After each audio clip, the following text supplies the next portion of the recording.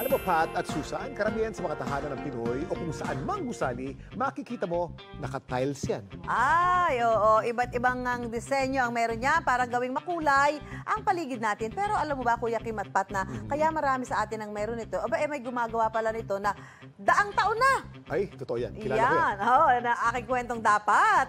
Alam mo. Tiles, yung tiles. Makukulay at iba't ibang mga patterns. Talagang mahihilo ka sa dami ng disenyo. Pero ang tiles na ito, gawang kamay ang kada piraso. Ito raw ang sikreto kung bakit ang Machuca tiles subok na ng kasaysayan. Mula sa mga simbahan at bahay ng dating Pangulo, nalatagan na raw ng Machuca tiles.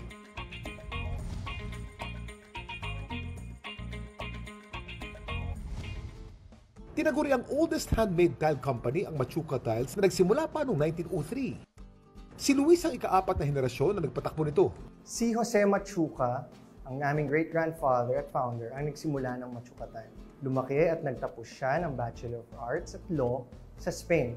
Pagdating niya rito sa Pilipinas, ginamit niya ang natutunan niya para simulan ang kumpanya na kilala natin ngayon bilang Machuca Tile. Dapat alam mo na hango ang disenyo ng Machuca Tiles sa tradisyonal na infrastruktura sa syudad ng Cordoba at Granada sa Spain. They're more commonly known as Mediterranean designs. Eventually po, dumadami rin po yung designs natin at the call of times. Meron naman po talagang since 1903 pa po yung mga patterns natin. The beauty of having a preset mold is that nasusuplayan pa rin po namin yung mga 1903 products. So for example, historical churches, they still need the same product, they still need the same quality, the same pattern. We can still supply them with the same exact design. Mano-mano ang paggawa ng tiles sa kanilang factory. Nag-uumpisa ito sa paghahalo ng color pigment sa simento.